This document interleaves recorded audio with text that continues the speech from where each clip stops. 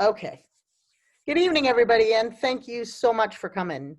It's so great to see so many people. I've been scrolling through the windows. We've got like almost 70 people in here right now, and that is just beautiful. Thank you so much for showing up virtually for this event. My name is Hope Forstenzer. I'm the director of the Sidney and Gertrude Zack Gallery at the JCC, and I am going to be just sort of kicking things off very briefly this evening. This event is part of our presentation of Carol Wylie's exhibition of portraits, They Didn't Know We Were Seeds, which is currently hanging in the Sidney and Gertrude Zack Gallery. Now, the gallery is only actually open by appointment, and this is, of course, due to COVID and all of the things that go with it, very difficult to come in and see the show in person. If you're comfortable doing so, it is open by appointment, as I said, and we would very much love to have people come in safely and carefully if they so desire.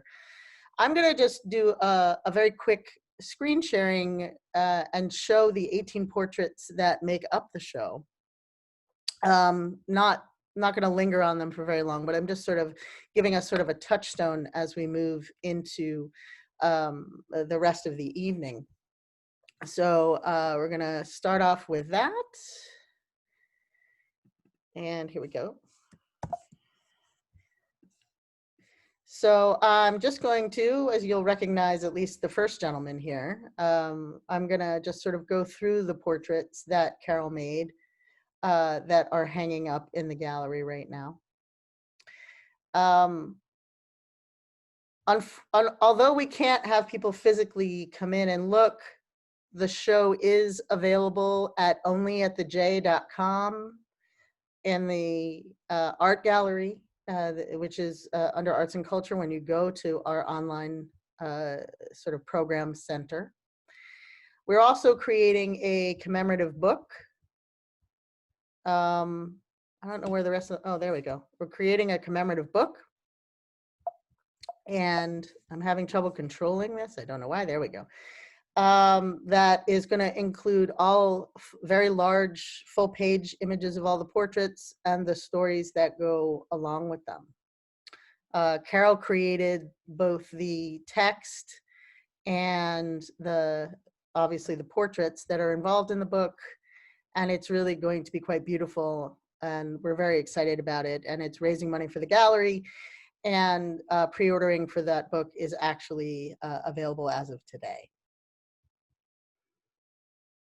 The portraits, it's hard to tell from here, are quite large. They're about, I think, Carol, are they 40 inches? They're 48 inches by 36 inches. Yeah, they're so 3 feet by 4 feet. Yeah, they're really not at all small. And that is endlessly fascinating. And of all the shows that I've seen in the gallery, and of the few that I've had the pleasure of sort of helping get off the ground, I'm still working off of my predecessor, Linda Lando's curated shows for this year. I've never seen a show in the gallery that was quite as arresting as this one. And I think what makes it so is that I think part of Carol's unusual talent is that when you look at these, you don't feel like she's looking at them. You feel like they're looking at you. It's much more their gaze she's after than her own. And I think that you can really feel that when you look at these, and you can definitely really feel it when you're in the room with the portraits, with their large and on the walls and just stunning.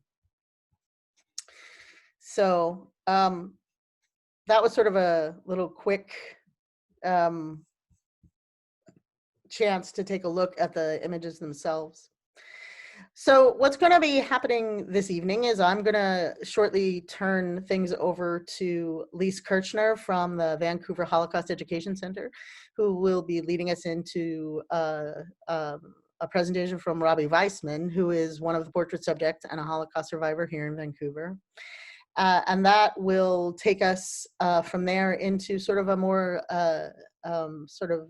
casual but hopefully very engaged discussion about the work, about the images, and about the project as a whole. We have with us, as I said, we've got Carol Wylie, the artist, Lise Kirchner from the Vancouver Holocaust Education Centre, and Shelley Joseph from Reconciliation Canada, as well as myself. So I think we have some wonderful people and some wonderful minds to talk about this very unusual show. So I'm going to take this opportunity now to turn it over to Lise Kirchner. So I'm going to mute myself and let Lise take over for now.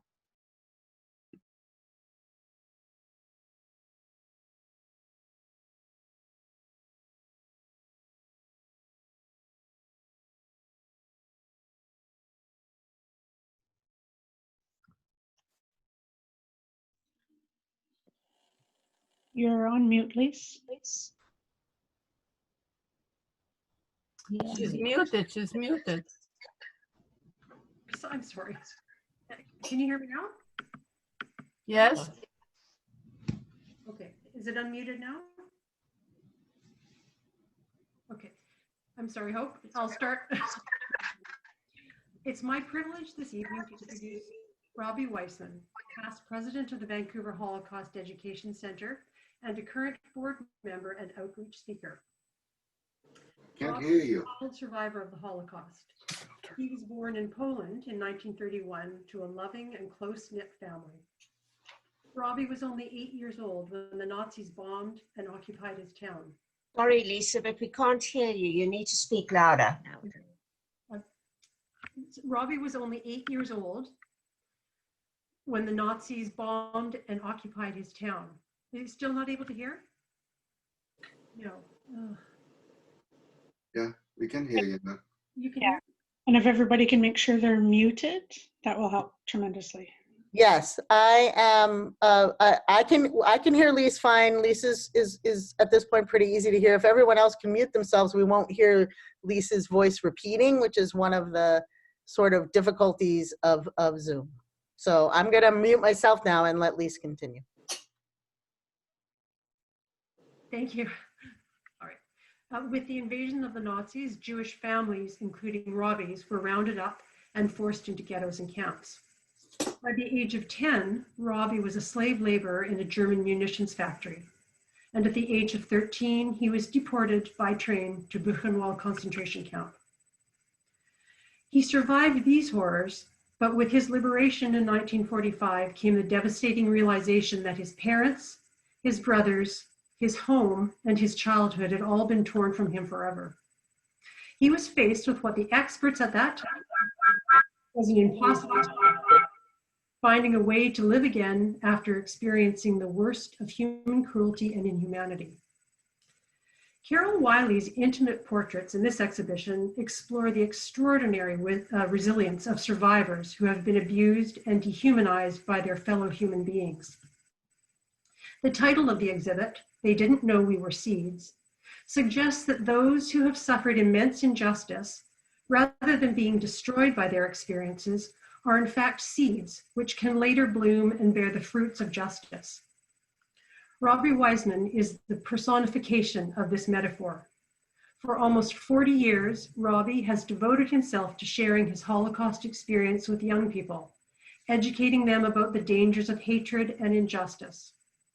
And through his tireless efforts, he has touched the lives and opened the minds of several generations of students with his message of tolerance and compassion. We know from the feedback that we receive at the Holocaust Education Centre that Robbie's influence is life-changing for these young people, and it inspires them to take personal responsibility for combating racism, hatred, and injustice. Not just a speaker, Robbie has also become an expert in the act of listening. He is at the forefront of the unique relationship between survivors of the Holocaust and survivors of Canada's residential schools. Through his partnership with Indigenous communities and in his role as an honorary witness to the Truth and Reconciliation Commission of Canada, Robbie has listened compassionately to the painful testimonies of hundreds of residential school survivors, and he has witnessed the lasting impact of their trauma on their families and communities. He serves as a powerful example for all Canadians of the importance of listening, understanding, remembrance, and education in our national efforts toward reconciliation. Robbie, we are very fortunate to have you this evening, and thank you so much for joining us. I'll turn the stage over to you. Thank you so much. I am honored to be with you this evening. For several years, I've had the distinct pleasure and satisfaction to be involved in the process of healing through the Truth and Reconciliation Commission in Fort Providence, with the Dene Nation in Inuvik, Northwest Territories.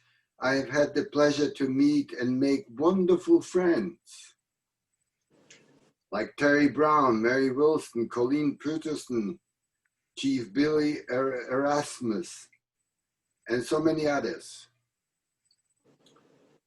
And Murray Sinclair, and I can go on and on. Many residential school survivors have not spoken about their pain and sorrow. My own tales of horror have given many of them the courage and the motivation to face their own and commence the healing process, which is essential in order to move forward. This has given me hope for humanity, and it has also given me the courage to continue this noble task. April 11 was the 75th anniversary of the liberation of Buchenwald. I am a survivor of that infamous and dreadful place where death was a constant companion. I celebrate April 11 as my birthday. Although I was only 14 years old, for that day, I was reborn again into freedom. When the Americans liberated Buchenwald, we were euphoric. I will never forget the feeling. The soldiers were larger than life. They symbolized freedom, a new beginning. And for the first time, I saw black men. Since I had been tormented by white persons, I had never seen a black person. I thought that angels must be black. The soldiers looked around and were surprised to find youngsters like myself. They wanted to know, who are these kids? Where do they come from? What are their nationality, etc.? Why are they here? What are they guilty of? What was the crime they committed? Ultimately, a few days later, some men arrived to sort out the puzzle. They proceeded to make a list of our names, and when my turn came and I was asked my name, I blurted out 117098, the number given to me. My name as a human was erased. I was surprised that they wanted my name and not my number. And when I think back, it was an extraordinary time full of promise and hope, but it was also bittersweet. Those of us determined to survive had to focus all our efforts towards survival. We wanted to go home and be reunited with family, for we soon realized that home was no more and that families we loved had been brutally murdered. But after emerging from the abyss, thoughts and feelings returned. Questions bombarded me. Where are our loved ones? What happened to them? What now? Has anyone of my family survived? If not, what is the point of my own survival? Those wonderful memories of home no longer existed. Everything shattered. The enormity of the Holocaust was not yet known to any of us. How will I recapture feelings so that I could cry and laugh again? How do I learn to love and trust again? It was not easy to relearn the ordinary skills of life that had been shattered over a 6-year period. We were also sure that when the American soldiers, when they saw us, when they saw the consequences of Nazi racism and brutality, that they would ensure that such things would never happen again. We, the survivors, were certain that the leaders and the citizens of the world would say, never again, and commit themselves to turning those words into reality. Never again. Noble, thought-provoking words, but only if we act upon them. Only then do these words become meaningful. Today, more than 75 years after my liberation, the promise of never again has become again and again. There have been a number of situations that have tested the world's resolve. In Cambodia and former Yugoslavia, Rwanda, and Darfur, and so many other places, people have been and continue to be victims of genocide. My eyes have seen unspeakable horrors. I am a witness to the ultimate evil. I am a witness to man's inhumanity to other human beings. My mother, father, and 4 older brothers were murdered by the Nazis and their collaborators. So were my uncles, aunts, cousins, friends who had been my schoolmates. To this day, I cannot grasp how I managed to go through hell and survive. The promise of being reunited with my family, all my loved ones, was the strong motivator for not giving up, for not losing it, and falling into despair. Having gone through the dehumanizing process that ensued, the concentration camp experience was impossible to shake. During the Holocaust, there was no place for thoughts or feelings. We existed for the moment and using every effort to survive. What was it like living through the nightmare of the Holocaust? Let me take a few moments to give you a glimpse of some memories. Some are good, but I also have some that are horrific. After liberation, I remember thinking, what now? I must go home. My family is waiting for me. Questions never stopped. Where are our loved ones? What happened to them? So much devastation. How to cope? So many losses, including our humanity. We became angry and outraged. We were 426 youngsters among 20,000 adults in Buchenwald. We were brought to Écurie, France for our recovery and were told by psychologists that we were sociopaths who would never recover. We had to relearn how to be normal, how to have feelings and emotions, how to cry and laugh. Unmute my speakers. Hang on a second, please. How do we learn to love and trust again? It was not easy to achieve these very necessary, simple tasks. The resiliency of the human spirit came to the rescue. Most of us forged ahead in schools and businesses, raised families, and contributed to our communities.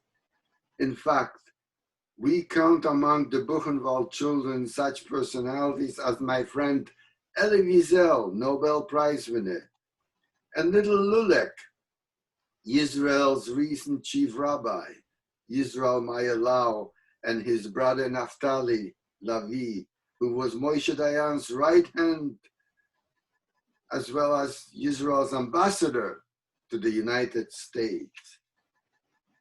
What made recovery of any kind a possibility?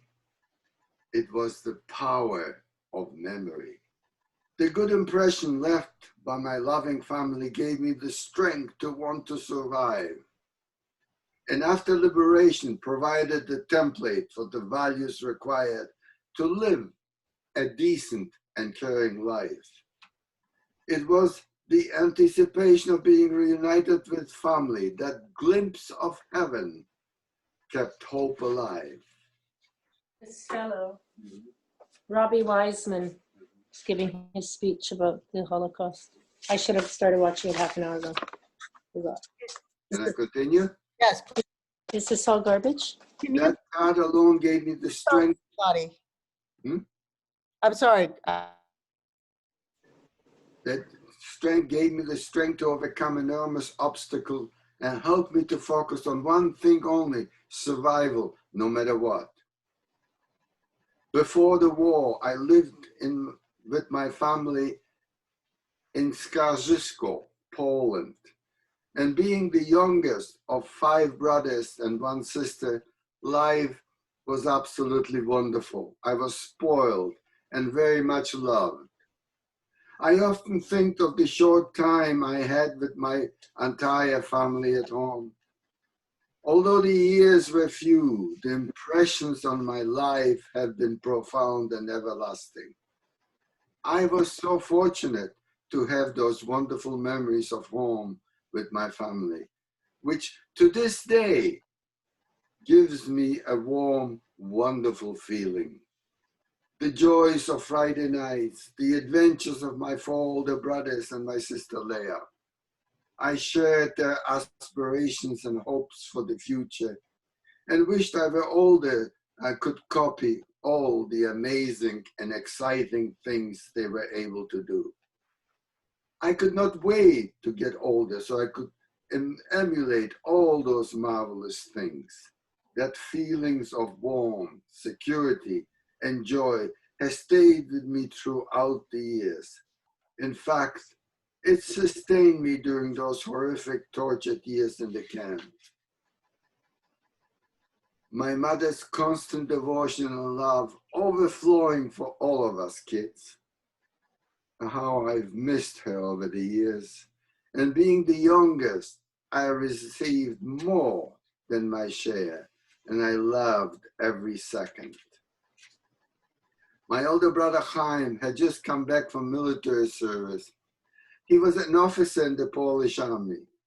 He was my James Bond. He was 007. He was married to a beautiful girl by the name of Golda. Before they married, I had a crush on Golda. She was gorgeous. She had a ringlet on her forehead. I was 8 years old and I was in love with her. I gave her up when she became engaged to my brother Chaim.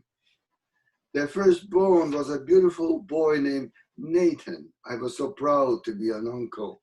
So you see, I was compensated for giving up on Golda. Nathan was not 3 years old the last time I saw him. His mother Golda was young and beautiful and could have easily gone to work in the ammunition factory after the Nazis established the ghetto, but she would have had to give up her little Nathan.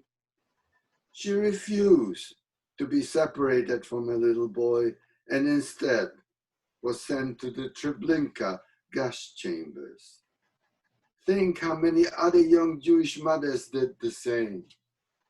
And when I think back before the war, nothing was ever going to change this feeling of contentment and feelings. I was wrong.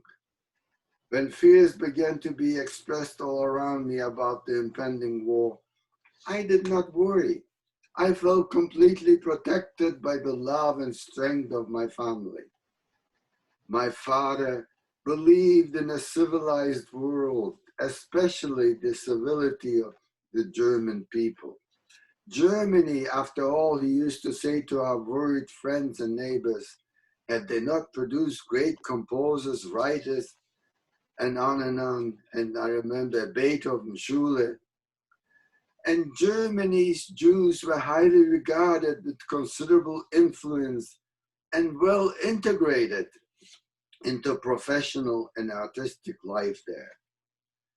1939, the war breaks out. Everything changed drastically. After the Skarżysko ghetto was liquidated, I was interned in the ammunitions factory with my dad and two older brothers. I cannot help remembering the anguish in my father's eyes as we both witnessed the brutal murder of my brother Abram, who was 3 years older. I lost all my brothers, but my brother Abram is particularly painful because I was there. I witnessed it. He contracted typhoid fever and could no longer work. And if he could not work, you were no longer of any use to the Nazis. When the SS guards selected him and put him on a truck, our eyes met. We looked at each other. I had an overwhelming urge to join him. I started to run towards him. I was stopped. Never will I forget the love and tenderness I felt for my brother Abram at that moment. He waved me away. He did not want me near him. He realized as our eyes met that I should not be with him. Being with him meant certain death, and he knew it. I wanted to reach him regardless. I wanted to go to him. I wanted to give him a hug. I needed to tell him that I loved him. Why had I not told him that before? They would not let me. So I watched the truck leaving the compound towards the forest nearby. Never will I forget hearing the crackling sound of machine gun fire. Never will I forget the devastation in my heart as I watched in horror the truck returning empty. Why did he die? How can I come to terms with this deed? What was his crime? He was born Jewish. I have vivid memories of my father as being a tower of strength to all of us in the family, as well as to the whole neighborhood. Everyone used to come to our home for advice. My dad was known for his compassion and good counsel. Folks in the community used to respect my father.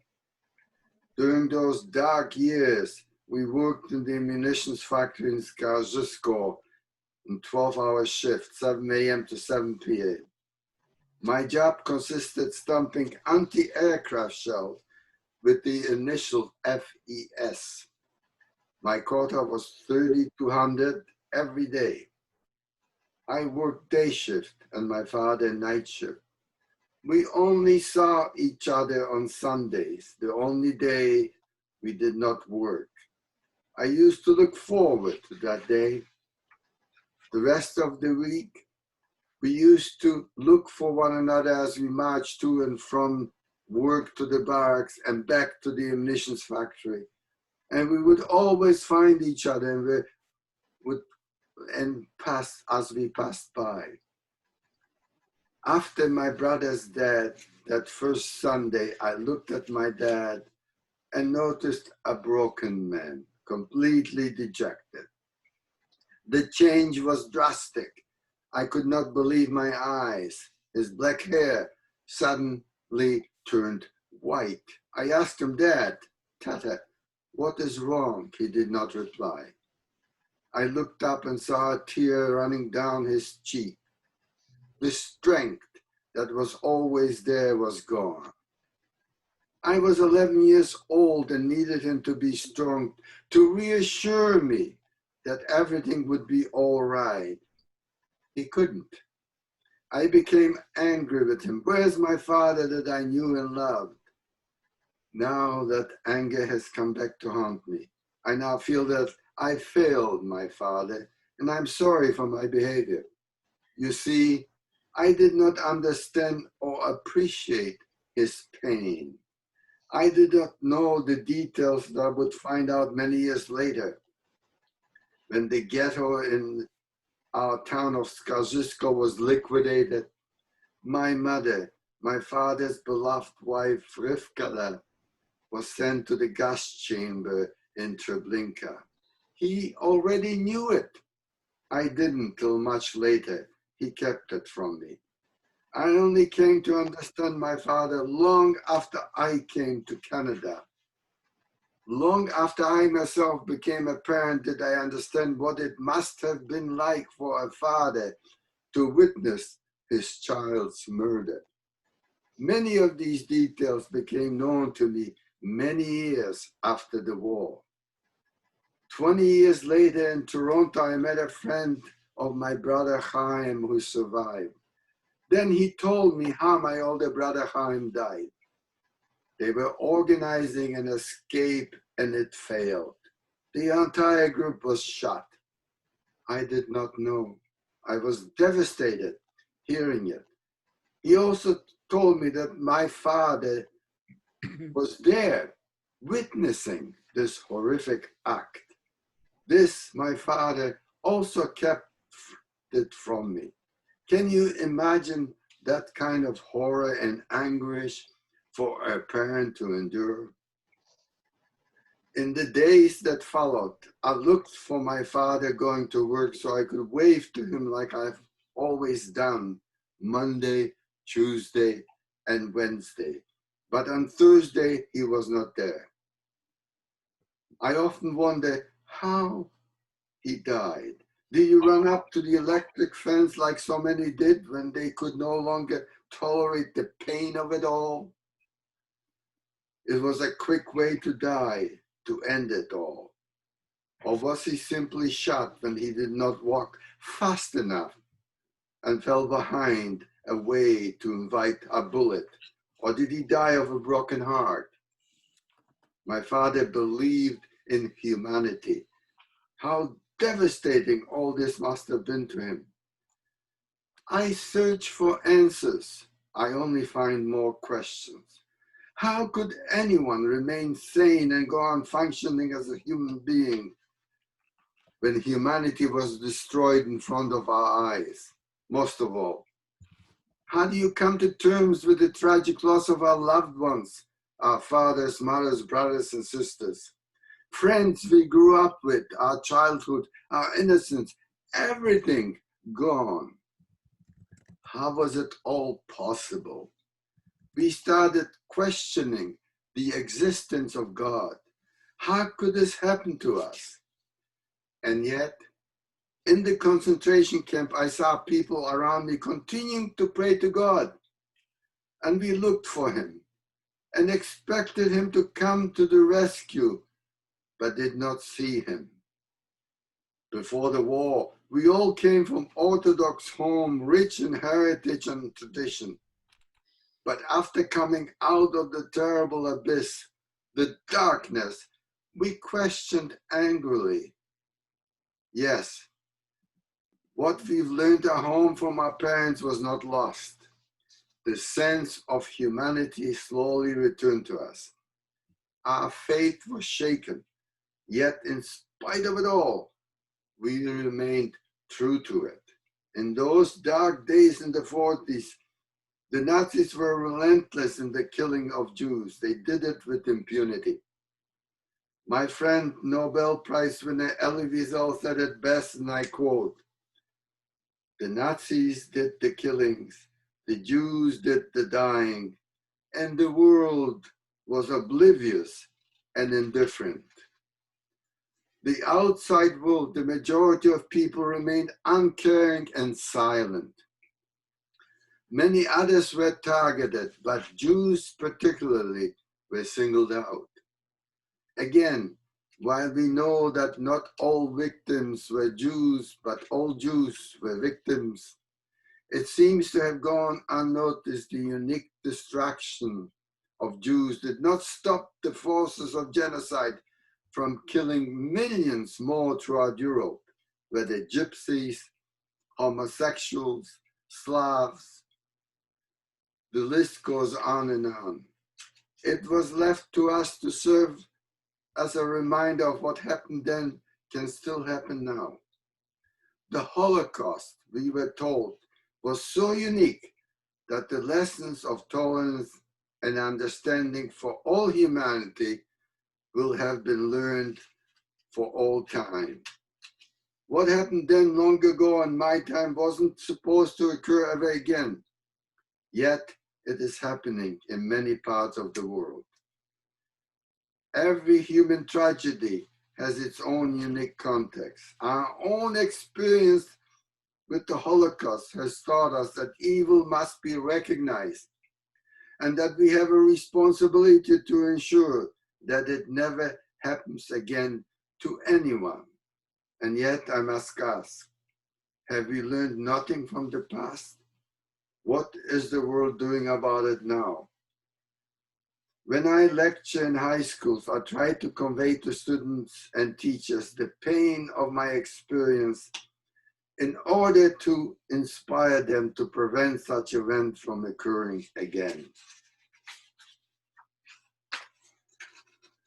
By being a witness to history, I believe that our young people are learning the lesson from us, and that they themselves will also become witnesses and work diligently for a better world. I see hope in their faces and they are eager to act. What must I all tell you this evening? What can I convey to you? I'm sure that you already know so much about the horrors of the Holocaust and other genocides. What can I add to your knowledge? Perhaps this. I learned that children can grow old overnight. I learned that warm memories of a successful early childhood can sustain you in later life. I learned that staying silent after deep wounds internalizes the injury, and that one heals better through sharing the pain with others. And so I urge residential school survivors to emulate me and my friends to find healing. We now know what happened to you was indeed horrific. I understand your pain and what they try to do to you. And I tell them, do not allow your perpetrators victory over you. Show them that you will triumph and retain your spirit, your culture. It will guide you back to humanity. Show them resiliency. Show them your culture has sustained you and it will continue for you to culture for future generations. Show them that you will not be defeated. If you do not, they will have accomplished their agenda and you will remain lost. We, the boys of Buchenwald, who survived hell, were completely demolished, came out from the darkness into light, angry and enraged, and still managed to find hope and the courage to rebuild our lives and to become human again. I also learned that the only way to counter Holocaust denial is to continue to bear witness. As General Eisenhower did when he saw Buchenwald before witness by gathering the German people from neighbors and towns and villages, bringing them to the camp and filming everything so that that he would be in a position to give first-hand evidence of these things, if ever in the future there develops a tendency to charge these allegations merely as propaganda. I myself witnessed the filming in Buchenwald. I was there. Can you imagine that today, after all the undisputed evidence that exists, there are countries and leaders denying the Holocaust? Hatred and anti-Semitism is again prevalent in many parts of the world, including here in Canada, United States, and many other places in the world. Words often fail me. What happened in Europe is proof beyond doubt of the brutal evil existing even in a civilized society. It is difficult to comprehend. Forgetting the Holocaust is every survivor's greatest fear, and simply not an option. Remembering the terrible events offers an opportunity to all of us to reflect on the moral responsibilities we have as individuals as well as governments. 6 million Jews were murdered, of which 1,500,000 were children. We can barely grasp or internalize the death of only one child, such as a car accident or other misfortunes we read in the local papers. How can we grasp the death of millions? Having been one of the very few lucky enough to have survived, I can tell you without a doubt what the children still alive in places like Darfur and so many other parts in the world, what they have on their mind. They simply want to live and have food to eat. I was in their shoes in the forces and kept asking then, why do the Nazis want to kill me? What did I do? What was I guilty of? We were unable to find answers then, nor can we find answers today why these innocent children all over the globe are hungry and allowed to continue. I want to finish with a quote. Albert Einstein, who was a pacifist, said, and I quote, "The world is a dangerous place to live, not because of people who are evil, but because of people who don't do anything about it." We must rededicate ourselves to combat hatred, prejudice, and racism. I do not have adequate words to even begin to relate to you what it was like. I was there. I still have to pinch myself to realize that I lived through it. Furthermore, as I get older, I find it difficult to comprehend the enormity of the Holocaust. If you were not there, it will always remain an abstract concept, a metaphor for the ultimate evil. Here I wish to add, yes, we were murdered, but Jews also resisted. This year marks, I think, 77 years since the Warsaw Ghetto uprising. On the eve of Passover 1943, it started, one of the most symbolic battles of World War II, and the first popular uprising in a Nazi-occupied city. Through active resistance, Jewish fighters managed to delay the Nazis' final liquidation of the ghetto for nearly a month. The warning cry issued from Vilna spurred initial thoughts of ghetto revolts for thousands of young Jews in ghettos such as Białystok, Belzin, Częstochowa, as well as other places and cities and forests, and in concentration camps. Rebellion and confrontations broke out during final deportation. I want to share with you part of a letter sent to Palestine by the Hey Halutz youth movement, member who participated in the Warsaw Ghetto uprising, and I quote, "When you read our letter, you will think that our spirits are broken and we have reached utter despair. We look logically at our terrible fate. We know that you have done all you can do to save us. We also recognize that you are powerless. It's easier to die with knowledge that there will be a free world and that Eretz Yisrael will be homeland for the Jewish nation. Powerful words. It is regrettable that the idea of resisting came so late. I guess the human mind cannot believe or accept horrific acts of annihilation. We simply would not accept the aim of the Nazis to eradicate the entire Jewish people. In hindsight, had we believed it possible, so many might have not died. Particularly troubling, the resurgence of anti-Semitism around the globe. For a while I was sure that I would never again witness anti-Semitism, and yet there we are, more than 6 decades later, and manifests itself all over again. Ledor vedor, generation to generation, is a concept in religion that ensures that the teaching of knowledge and faith is passed down from generation to generation. We must follow the guideline of tradition with respect to Holocaust remembrance. The world must learn from the past in order to make this a better place for now and the future.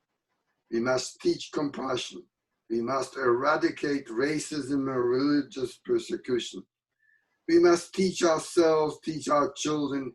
Each generation must learn. This evening here in Vancouver, we are following this long Jewish concept. The Holocaust will always remain a powerful lesson against racism and hatred, and we must always continue to reaffirm our commitment to uphold human rights for all and to value diversity. As a survivor of the Shoah, it is our sacred duty and obligation to speak for those that perished. And those of us who were children, it is particularly meaningful to do this in honor of the memory to the 1.5 million Jewish children brutally murdered. This evening, I stand here in front of you as a man who made life here in this unique place called Canada. I am assured by the next generation that all of you here in Vancouver and so many other places, that our legacy of remembrance and education will continue. And I'm grateful and enormously proud of all of you. I'm partnering with the Zack Gallery an evening, this ultimate mitzvah, an amazing good deed, and I'm honored to be with all of you here this evening. And I want to finish with a quote from Simon Wiesenthal of blessed memory said, "I believe in God and the world to come. And when they ask me, what did you do? I will say, I did not forget you." And I want to end with my Elie Wiesel's words, Zachor, remember, for there must be hope in remembering. Thank you for listening to me. Thank you, Robbie. That was amazing. Thank you so much for your presentation. And thank you, everyone, as well. And I'm going to just remind everyone, I muted everybody and people were unmuting themselves a little bit. Let's try and stay muted when other people are talking, and remember to unmute yourself if you're going to say something.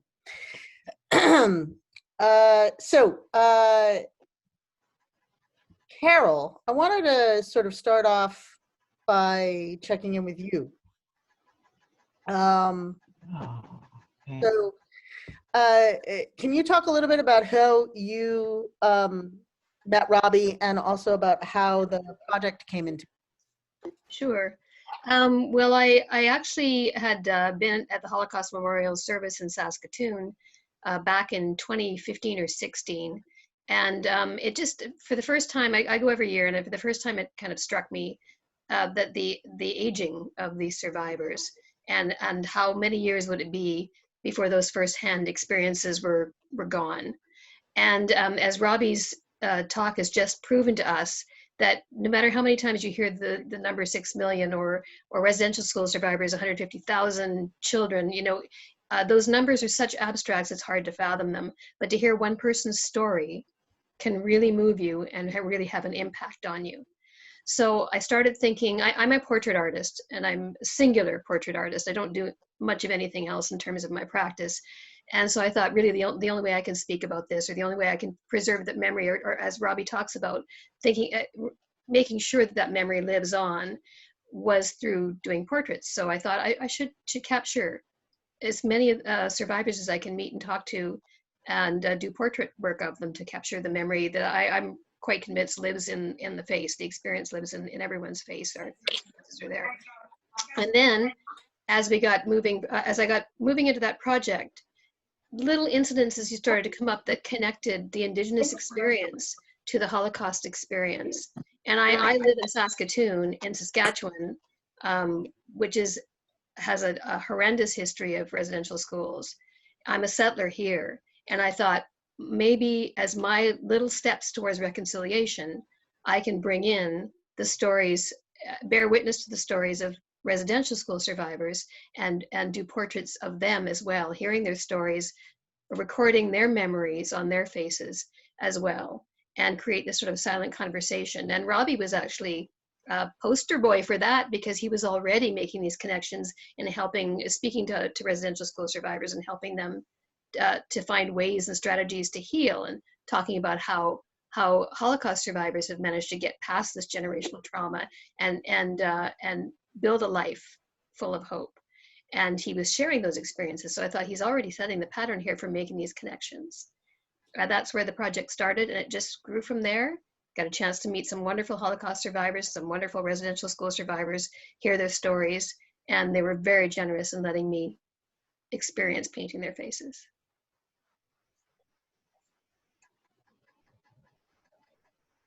Yeah, I remember going to the Yukon to speak to them, and they didn't know what a Holocaust survivor was, and I spoke about it, and I challenged them. And I encouraged them to do something with their lives, and the letters I received later, it just still touches my heart.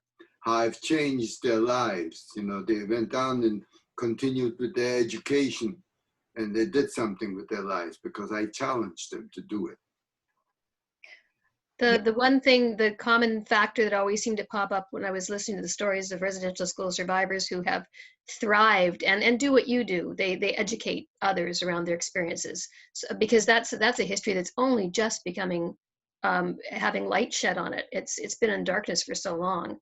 But one of the factors that was common to almost all of them was finding their way back to traditional practices and traditional spirituality, and that builds that strength and that connection. And that's what the residential school system was trying to do, was trying to destroy those traditions and destroy those relationships and those connections with family and with history. So the healing comes from finding the way back to that, from what I've seen. Yeah, and Robbie, what you're doing, the telling of your story, there's something extraordinarily quintessentially Jewish about it, of the imparting of the history, the oral tradition, and the memory through storytelling, that I think the project as a whole, through Carol's painting of everyone and listening to everyone, she becomes sort of the receptacle for that sort of a tradition. And I think it really lends itself to the impact of the paintings themselves. I've said this before, but when you look at a portrait, a lot of the time you feel like you're sort of looking over the shoulder of someone gazing at the subject of the painting. You're looking at the gaze of the artist. Where in this set of portraits, you really feel like they are gazing at you. And that speaks volumes about your capacity, Carol, for listening, but also about the importance of telling. and the power that telling has. Yeah, I think Shelley could maybe speak to this a little bit more, but again, of course, there's such a strong Indigenous tradition of storytelling as well, and an oral tradition there. So that connects really beautifully as well. I just have to, if I could just say two things. Robbie, I remember it's Burnaperkin in Saskatoon. And I remember when you were here one time, it might have been the time that Carol refers to, and you were doing 500 high school students at a time, morning, afternoon. You went through 2,000 of them. And there were many, many touching and profound moments. But this one that I'll never forget, and I have told others, was when this one young man said, when he got to ask you the question, and you said, "Yes, young man," and he said, "So, Mr. Weissman, if you could meet Hitler today, what would you say to him?" And you put your arm up and you said, "I survived." And there wasn't a dry eye in that whole auditorium at Agudas Israel. That's the kind of profound effect you've had over and over, Robbie. Yeah, thank you for that. And Carol, I wanted to say one thing to you. There are many people in the world who have talents, who can paint portraits, but you paint life. Well, thank you so much. Thank you so much. Yeah, you should see some of the letters that I received from young people. You know, the one that stands out is I went home and I told my mom and dad, "Mom and Dad, I love you." And his father said to him, "What did you do to the car?" I have so many wonderful letters from young people, how I've changed their lives. So it really touches my heart. What the Holocaust Center here does, it's just wonderful. And we continue to do this. Yeah, it's incredible in its capacity to take some, you know, what you talked about too, about it overwhelming when we talk about numbers and we talk about size. It's too much for the human brain to sort of comprehend on a personal level. And what happens with what you do and what Carol has done and what residential school survivors are doing when they're talking about it and drawing attention to it is by putting an individual face to something is sometimes has so much more of a human impact. To be able to not say this happened to tons of people, that's terrible, and we can say that and we can feel that, but to talk to an individual and listen to an individual tell a story of being in a residential school, of being in the Holocaust, all of a sudden it does change you in a way, a lot of people in a way that the larger knowledge, the sort of the idea of a large number or of a faceless large number, it doesn't have the same impact. And it makes what you do and what the people who are talking now about residential school surviving and what Holocaust survivors like you have been doing, it reminds people not only that it happened, but that it isn't an abstract. Mm-hmm. And that's very important. Robbie? Yes. I wonder if I could ask you a question. When were you able to tell your story? How many years after? Well, when I was liberated, I first lived in France. And the boys of Buchenwald, we were so full of rage and anger. And the experts that analyzed it, there was a professor from the Sorbonne, Manfred Reingwitz, who came and spoke to us all the time. And we weren't listening to him, but he wouldn't give up. And I remember particularly at this one time, he said, "It's important, you survived, move on with life, catch up with your education, do something with your life, make your parents proud," and so on. I can't repeat what we used to tell them where to go, but he wouldn't give up. And the one particular time that all registered to us, he says, if your parents were alive and stood where I'm standing right now, what do you think they would want for you? And there's, I've had it. But we all looked at one another and it registered. Yeah. And for all those that wouldn't amount to anything, Elie Wiesel was among them, and little Lulek, who became the chief rabbi of Israel, and I can go on and on. Yeah. So I'm very proud of the boys that survived. And many of them live in Australia now. And on April 11, we always contact with one another, and we brag, not about our accomplishment, but about our kids, about our grandkids. Right. And it's just amazing. I'm so proud of the boys that were liberated with me, how they've contributed to the world. I'm proud of you as well, Robbie. Oh Since, yeah.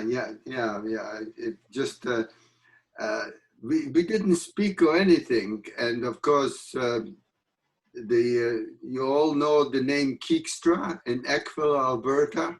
yes, I lived in Alberta.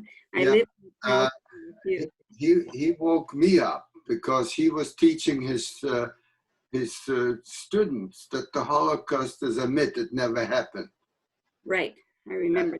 I was so angry at him, but when I think back, I'm grateful because he woke me up and others. And of course, we went on to establish the Holocaust Center and speak to students. But before that, we kept quiet. So, Keekstra, thank you. Yes. Hi, Robbie. It's Sidney. Hi. Sidney. Hi. I really enjoy as usual, as always. You talk, you're speaking, and your humanity. Like Burna said something that you said at the end to one of the students that you survived. That was your answer, and that I wanted to add that is people were complaining that the Holocaust survivors or the Jewish people did not fought enough back, and there were not enough partisans, there were not enough actions against Hitler. But like your answer is my answer, I'm also a child survivor, is that we lived, we survived. That was our fight to survive. And it's not only an organized group that has to fight with ammunition and so on. We survived because every one of us, and you know the story, had to fight to be here today. That's one thing. Absolutely. Yeah, and go ahead. There were many of Jewish partisans that lived in the forest and fought. Yeah. And I'm very proud when I think back, we did all we could. Yeah. And now if I can add, Carol, your paintings are amazing. I'm totally taken with, I haven't seen in the gallery, but I've seen the first one was Robbie's painting, portraiture. It's amazing. It's not super realism, it's not realism. You have your brush strokes are amazing, are alive, and I really, really appreciate it. And I wanted to ask you, what was your process? How did you start and how did you? Sure. Well, I always, wherever possible, and with the exception of only one residential school survivor, I met and sat and chatted with everybody. Had a chance to have a conversation. Sometimes we talked about their experiences either during the Holocaust or at residential school. Sometimes we didn't. But I always have any subjects I paint sit and chat for a little while until they're comfortable. And then because I can't have them doing repeated seatings, I take my camera and I get photographs, but I always wait until they're comfortable. We've gotten to know each other a little bit. And so whatever kind of mask they might be holding up to the world in their defense is gone by then. So I feel like I really get their face and their features. And then I just paint what I see. And I try not to think about it. I'm not trying to put them into the work. I'm just painting what I see. And it seems that when I find the nuances of color, of shadow, of light, of line, of resemblance, that somehow they just magically appear. The people, their essence just magically appears, which just proves to me that we don't hide anything. Everything we are lives on our face. And so that's just the process. Spending time, part of the reason why I'm a painter and not a photographer is because I really like that, spending time over time, stroke after stroke. And I feel like I experience more time with that subject, with that person that way. So it's really building a relationship even after they're no longer there talking to me. Beautiful, just beautiful. Thank you. Thank you. Hello, my name's Coral Lister. I'm one of Augie Morasti's numerous grandchildren. Hi, Coral. I'm like semi in person. I didn't get to see you at the gallery. Nice to meet So you. nice to meet you, Coral. Hi, Carol. So I want to say thank you to Robbie for your wonderful speech. It was very touching, and I'm so honored that I was able to hear your story. And I want to say that I was able to see the show yesterday in person with my husband, and I loved it. And I just want to ask Carol, what is the significance of the residential school survivors having the red strip on the side of the paintings? First of all, I want to tell you that I am heartbroken that I never got to meet your grandfather. He was the one person that I just never had a chance. I was making arrangements to try to go up to Prince Albert and meet with him when he passed away, and I was so sorry to have missed him. But I had read his book, The Education of Augie Morasti, and thought that even though I never got to meet him, he had to be part of this project because of the impact that book had on all of us who read it.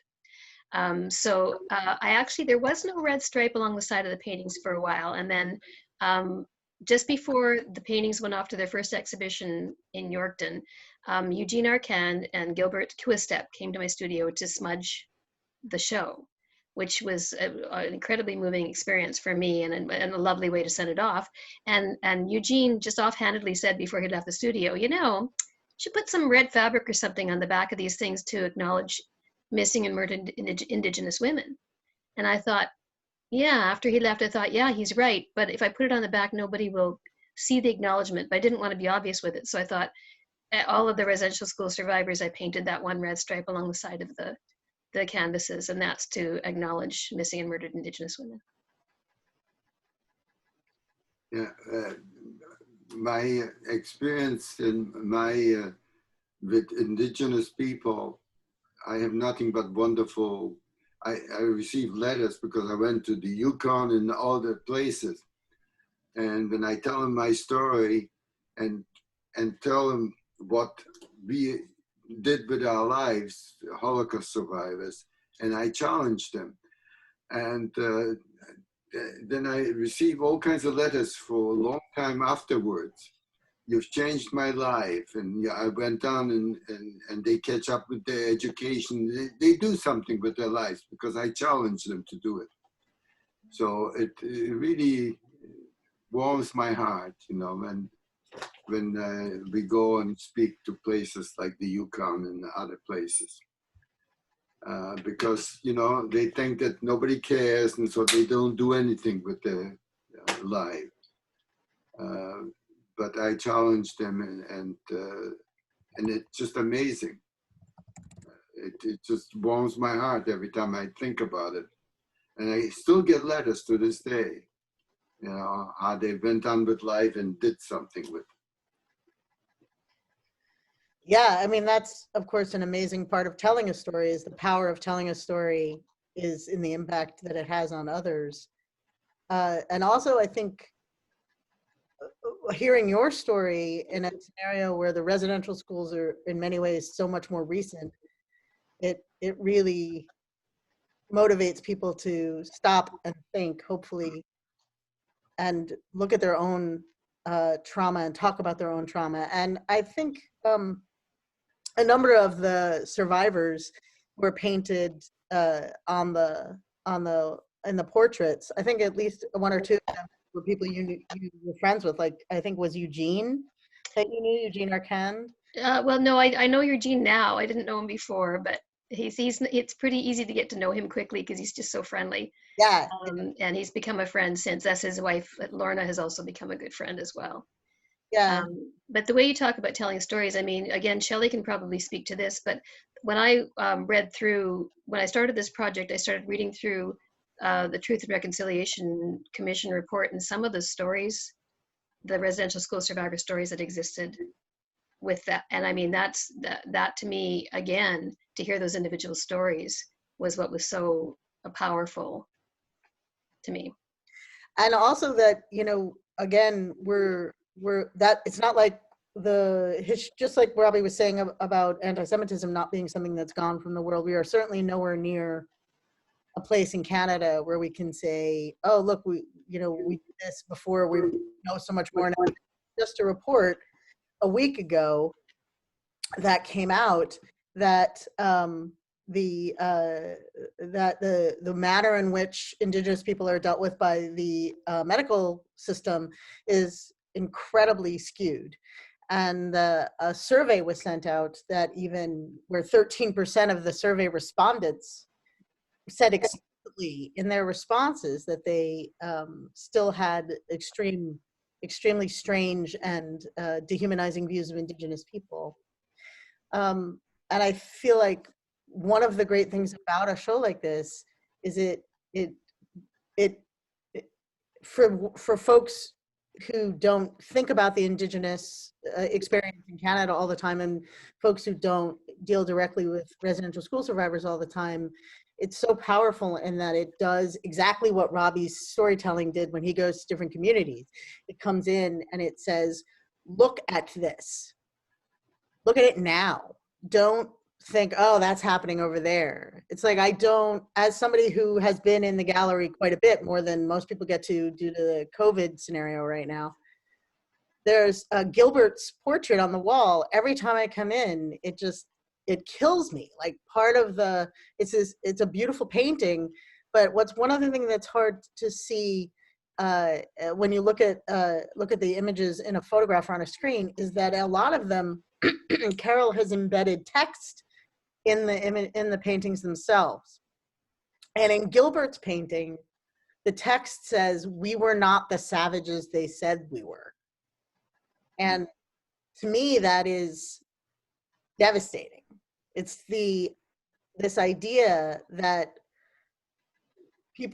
we still, on some level, Canada on some level, institutionally, systemically, does not recognize the full humanity of Indigenous people. And Shelley, I was wondering, I know you said you have seen the exhibition online.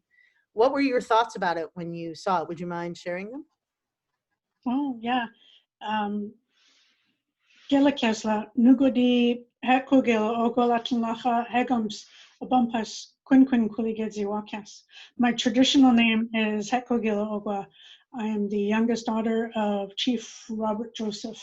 I currently work with Reconciliation Canada with my father and some other family members in our little team. My father is a residential school survivor. He went to a residential school for 11 years, and my mother went for 4 years, and then she was shipped to a boarding school here in the Lower Mainland, which wasn't much different than the Indian residential school as far as the treatment went. When I quieted in myself in my room to look at the portraits and read the text that Hope was just speaking about. But like you said, when you're looking at them, they're looking at you, which is a lot more powerful than just like normal portraits, like you were saying. And I really did find myself full of emotions not just of their devastation, but then realizing their resilience, that they experienced everything that they experienced and still stand and tell their stories like Robbie does so poetically and so lovingly. You know, as most of you know, that's what the Truth and Reconciliation really was a space so the survivors could tell their stories, because in the 150 years of Canada, nobody believed that it even happened. So nobody really told their stories until some survivors stood up in the early 1980s and said, this happened to me, and that they were beginning to take the church to court for their experience. And then it kind of evolved from there. And my father's been involved in that since the 80s. Before we formed Reconciliation Canada, he was the executive director for the Indian Residential School Survivors Society. And he traveled across the country meeting with different survivors to talk about their experiences. They had roundtables with all these leaders and survivors. And then eventually the idea came up for the Truth and Reconciliation Commission, because now there were so many survivors who wanted to tell their story and who wanted justice for their experience. If they allowed this to go through normal court proceedings, we would be in court for over 100 years. Yeah. And so the Truth and Reconciliation Commission was formed from those roundtables that my father had headed in the 90s. And so the Truth and Reconciliation Commission was formed, and partnerships were made all around the world. And I'm really honored. I was kind of gushing and starstruck that to be on a panel with Robbie. Robbie, I have so much respect for you and so much love for you. When we first began Reconciliation Canada in 2012, my very, very first engagement was to invite elders from all different backgrounds. And of course, Robbie was there, and he was so generous and so just forthcoming and willing to help in whatever capacity that he could. And everything was done with love. Like, you can just feel that all the time.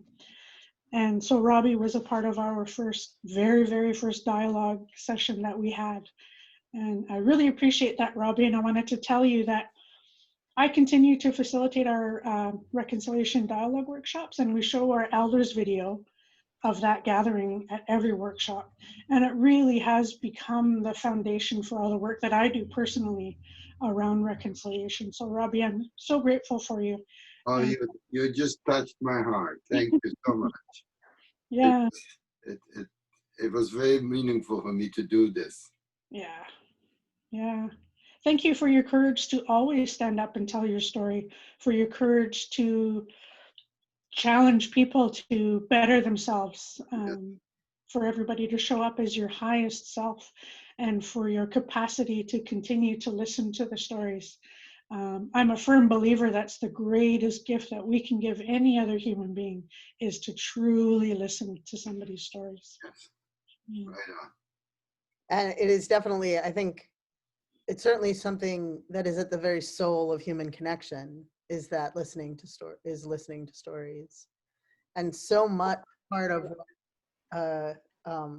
what Carol's portraits are facilitating is even more of this beautiful storytelling. Yeah. And Carol, just hearing about that red stripe, I'm getting choked up thinking about it again.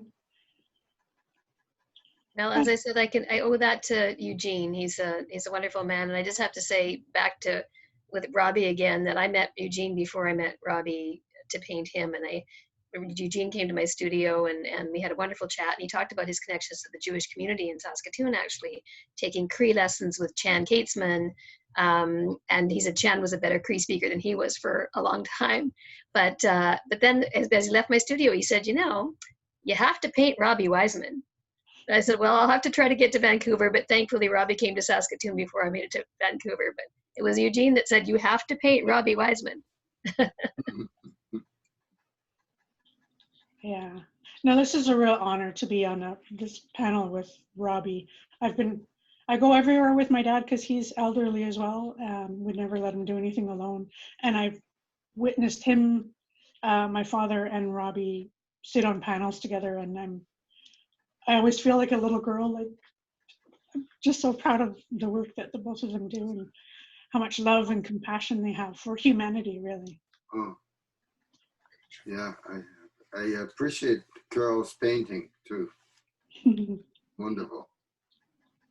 Yeah, I mean, one of the great things, of course, about art of any sort is it can facilitate conversations like this as well, can bring us to a place where it causes more storytelling, where it can sort of spark more storytelling. And I'm so incredibly proud of the work of the show. I think it's gorgeous, and I'm so proud of Linda Lando and Eldad Goldfarb, who worked so hard to get the show here to the JCC. And I'm terribly saddened by the fact that we can't have all of you in the gallery right now. But I really feel like the conversations that it starts are as vital as the crowds in the room, and the stories that get told are as exquisite as the work itself. Yes, it's amazing to be able to do this like that. I know, it has been a strange year for gatherings, no? Welcome to modern technology. Yeah, it's pretty incredible, and also strangely difficult to wrangle always. There are some advantages though, and I think this is one of them. And I think that for me, an educator, even though I'm retired now, one of the most incredible aspects to all of this is the eradication of ignorance. Right. When I was a little girl, born and raised in Saskatoon, my dad owned Montreal Hide and Furs, and his clients and patrons were on some of the reservations, as we called them at that time. Now, I used to get to go with my dad out to the reserves when he was going to meet with people there to talk about whatever business there was. They dug Seneca root for him, and there were things to talk about. And my dad would prepare me by telling me the kinds of traditions these people have, that we Jewish people are people of traditions. And so are these people we're going to see. But while we were there, they would make such a fuss over me. I had dark hair and natural ringlets, and the women in particular made such a fuss over me. And when we were driving home, I would say to my dad, "How come there are no children for me to play with?" And he said, "The children are all at school, and we don't talk about that." And I was raised in ignorance. And so the eradication of ignorance and all the tools that are coming to the fore are really the biggest hope for the future. So God bless everybody who's doing that. Yes. Thank you. And I want to point out that Shelley just posted the link to the elders video, which I am very excited to actually get a chance to see. So it's there for anybody if they want to cut and paste that link before the meeting, and you can take it away and or click out of it, click through to it when you want to. And I just I also want to say that portraiture is a very unusual form of expression, of artistic expression. We don't have a lot of portrait artists anymore, and I think one of the incredible things about what Carol has done is reminded us of that of the power of a portrait artist. We're sitting here and having these conversations and having this event and doing this sharing of information and feelings and thoughts because Carol Wylie is a portrait artist right now. It's like in addition to, of course, all of the things that Robbie has done and all the things that Shelley has done and Shelley's father has done and multiple other storytellers have done. But in this moment, we're really also looking at a very unusual artistic scenario where we're dealing with someone who takes on what is an ancient art of portraiture, something that has also, to a certain degree, has gotten lost over time. So Hope, my name is Jane and I'm from Ontario. Hello, And Jane. I just wanted to comment on how important art is for society. And this is such a wonderful example of the gift of art. And I just wanted to comment on Carol and your ability, Carol, to paint the light from within the person. You know, I look at, well, many of them, the portraits, and it's the light from within the person as opposed to the light that's shining on the person. It's just so beautiful. So thank you, Carol, for that. Thank you so much. That's lovely. Thank you. Yeah, I actually didn't know until tonight, Carol, about what the red stripes were for. So I'm really, really glad that got asked by Coral. That's a beautiful addition that I hadn't fully realized when I was putting them up. And when I was like, oh, some of them have a red stripe. That was kind of all that went through my brain. But also I was, hanging 18 enormous portraits by myself on the wall, like, in a mask. I was thinking about you. But I think that testimony and that honoring of those women is huge. And then again, another example of how far Canada really has to go to consider itself a nation where it treats all of the people who live in it in any kind of equal way. And I think it's just stunning to see the stories get told, and it's stunning to see the portraits and the text embedded in them. Just as it's stunning to hear Robbie talk and to hear Shelley talk about her father. I think art is important, but art really started with us showing things to one another and giving things to one another as like nuggets of ourselves. And I think that's what we're seeing. It's what's so powerful from every part of this conversation, as we've talked about how much more humanizing it is to hear one person tell a story versus hear a number, or to see one person's face as opposed to knowing a history, but hear them talk about their history. I do think that that's all part of that driving human force to share a piece of yourself. Yes. And that is a central human position. So, I was just going to ask, maybe I missed something in the reading of this. Where did the title come for your show? It's a proverb that actually Hope discovered the actual where the quotation came from, and I hadn't seen who the person who said it. But essentially, it is the first part of it is they buried us, and the second part is they didn't know we were seeds. So to me, and this is, I should shout out to my dad here, because I was calling it my Survivor Project for the longest time, and he just kept saying, it's a terrible title. It's a terrible title. You have to do something else. You have to call it something else. So when I saw that proverb, I thought, and I saw that they didn't know we were seeds, I thought that's it. That's exactly what happened is these people had such dark experiences. They were thrown into darkness, and out of that darkness, they grew these beautiful lives, and they share their stories in order to make sure that other people are not thrown into darkness in the future. And so it was the perfect title. So I have to give that to my dad, that he forced me to go someplace else because he just was not happy with that title at all. The Survivor Project. Yeah. So that I know the meaning of it. It's beautiful. Mm-hmm. It was absolutely perfect. When I came across it, I knew that's what it had to be. Yeah.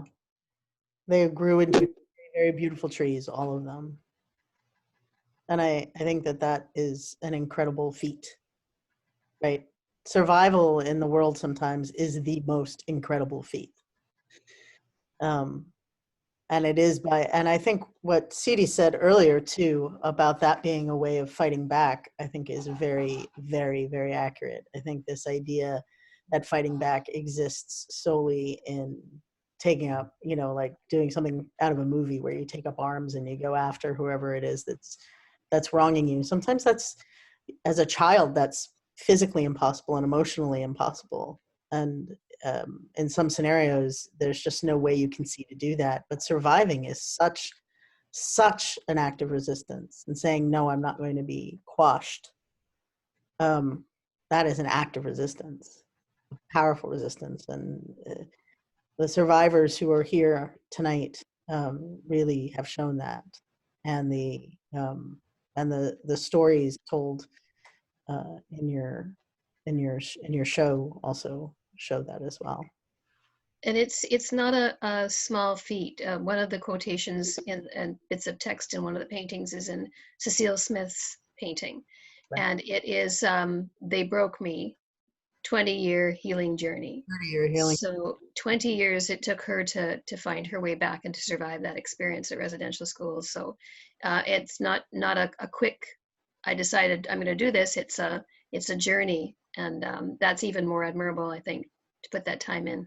Oh, sure. I think that, what we're just now sort of like universally starting to learn the effects of trauma and what happens to your body in trauma, what happens to your emotional states in trauma, what happens to your mental health in trauma, your ability to process the world, your outcomes on every possible level. And also how trauma it's very, I think, one of the things that's extremely difficult to talk about with people is trauma is very much like grief. People don't know how to talk about grief, and they don't know how to experience grief.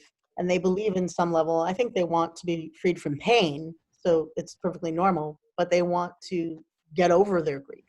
When that's not how grief works, grief doesn't go away. It just becomes tolerable. And I think we're coming to a place with trauma now where we're going to stop asking people to get over it. Yeah. Where that's not going to be the focus anymore. And it's welcome. Trauma doesn't go away. It just becomes manageable.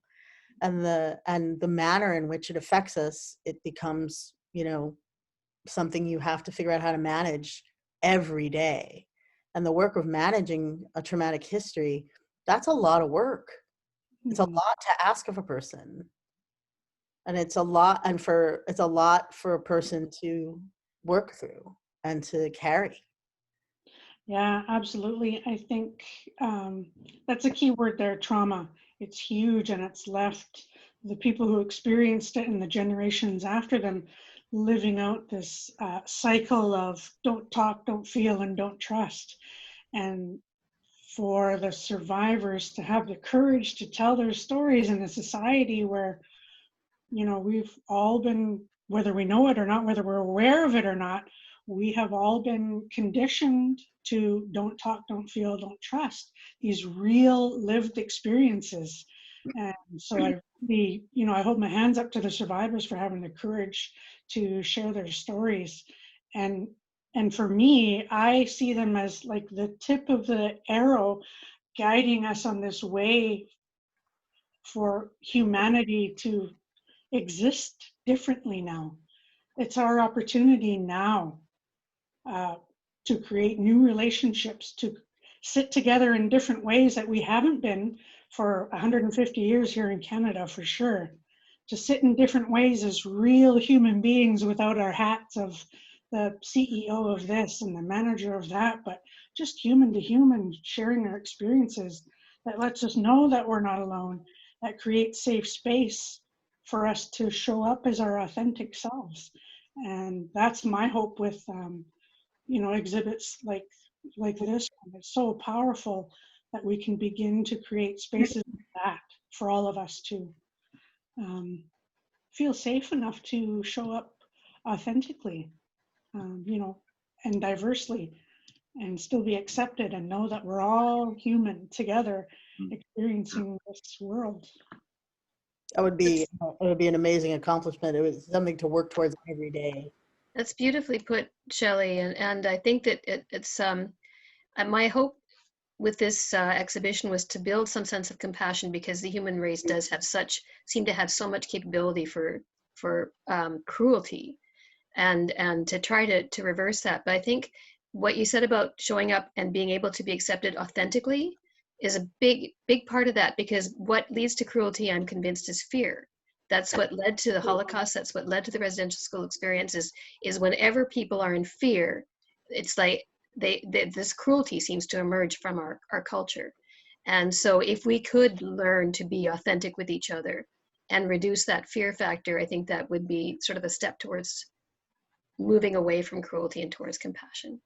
And reduce our own shame. I think part of what goes along hand in hand with trauma is shame. And part of what goes hand in hand with fear is shame. Really different kinds of shame, but shame nonetheless.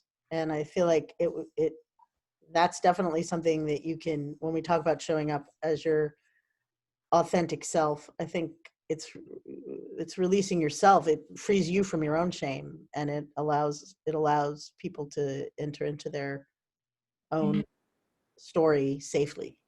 Mm-hmm. And I've seen Janice had her hand up for quite a while. Oh yeah, go. Thank you. Thank you. I just wanted to say that my husband is Charles Fiver, and I have heard Robbie speak before, but always so powerful. And Shelley, kudos to you for everybody. I just wanted to say, we haven't been to the Museum of Human Rights in Winnipeg, and I'm not sure if that really has a place for what we're talking about tonight. Some years ago, Tom and I were in Perth, and we went to the museum there, where in Western Australia, where they have done an amazing job of a whole piece of the museum paying tribute to and acknowledging and including passionate showing of letters from Aboriginal people and Aboriginal children in Western Australia. We came out of there and we were just dripping with exhaustion.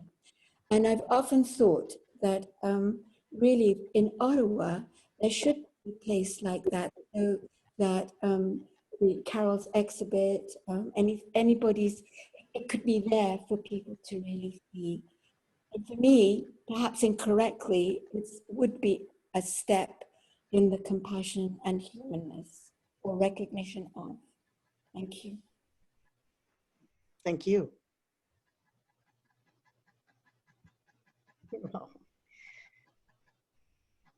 Carol,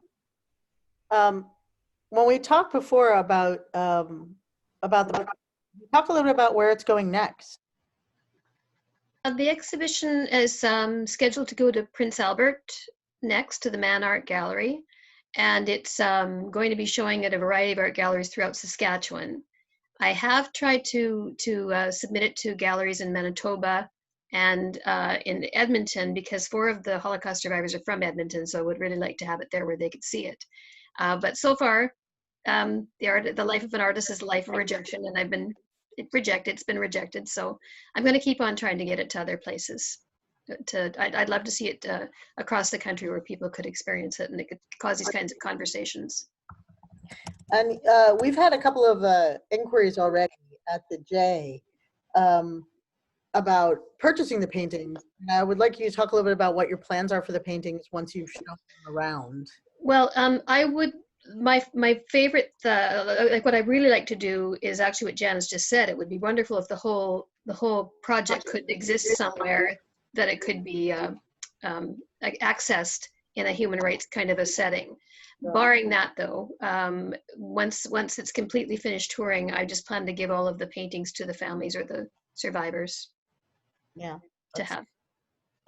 Both of those outcomes would be pretty wonderful. So I feel like one of the really sad things, of course, about this is that, again, we're in this scenario where having people in the gallery physically is very, very difficult right now. So you and I should have a conversation about, before you're done touring it around, possibly trying to figure out a way to get it back to Vancouver in our space or in a space that we could collaborate with. Post-pandemic, you mean? Yes. That would be wonderful. Although today is one of the first days in a long time where there was genuinely good news about the pandemic. So that was pretty, that stuff is few and far between these days, the good news, so it's good to have. So I want to take this opportunity to thank everyone for participating. I really feel like this has been just a pleasure. Robbie, listening to you was magnificent. And Shelley and Carol and Lise, your contributions to this discussion have been invaluable. And I'm so happy that so many people showed up and were willing to, in different time zones even, willing to sit in front of their computers more than they had to, because so many of us are forced to sit in front of our computers all the time. Are there any other questions for any of the folks who have been speaking tonight before we sort of wrap things up? Does anybody have a pressing question? I can't see everyone. I kind of, excuse me. Go right ahead. If I could ask Shelley a question, I'm wondering, Shelley, if you know of any research that's being done, or maybe Carol, you as well, on the commonalities of those who survive and thrive, who move through the grief and to the sense of re-empowerment, because a lot of the fear robs you of your power, of course. So is there any kind of research being done to find those commonalities that could then be used to assist those who get stuck, to help them on their journey? I don't know that there are any specific research to parallel the effects of trauma from Holocaust survivors and Indian residential school survivors, but I know there's documentation on our part of Indian residential school survivors, the effects of trauma, and and continuing on to the resilience of the survivors, and how do we, like you said, translate that to people who do get stuck in their trauma. And it's just so hard to overcome that fear. But I don't know of any that parallel the two. But I do know within our own nations that there are some papers that intergenerational. That's good to know. Yeah, that sounds like a wonderful PhD or 5 or 10 of them,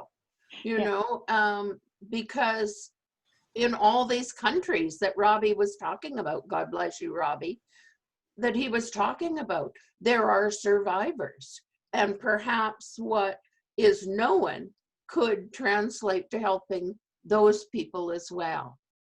Yes. Yeah. The only thing that I sort of observed, as I mentioned earlier, was Jews, of course, have often a very strong connection to tradition. And those indigenous survivors that found their way back to their traditions, back to language, back to spiritual practices, seem to find a way to healing. And if you work in reverse from what's done, what the Nazis did, what the government did, they separated families and they cut off people from their heritage and their traditions. So if you work in reverse and you rejoin families and you rejoin people to their traditions and histories, it only makes sense that that should help at least somewhat in the healing process. Yeah, it definitely makes. Carol. Yeah, thank you. And thank you for asking that question. A good question. It would be interesting. I think over time now we're going to see a real surge in trying to figure out exactly what the long-term effects are and the long-term healing processes and possibilities are that exist. One of the few studies in resilience that I ever read was a long time ago, actually, on the island of Kauai.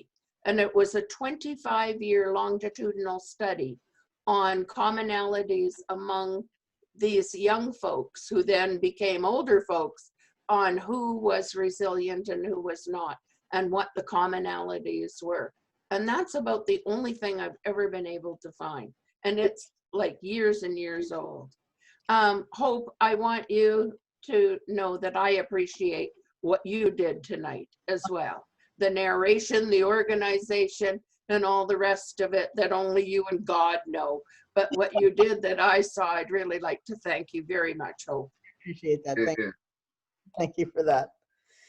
And I really am grateful to everyone who came tonight. I really am so impressed with the storytelling and the participation and the energy and the discussion and the joining of all of us together to remind each other of the importance of storytelling and the importance of expression.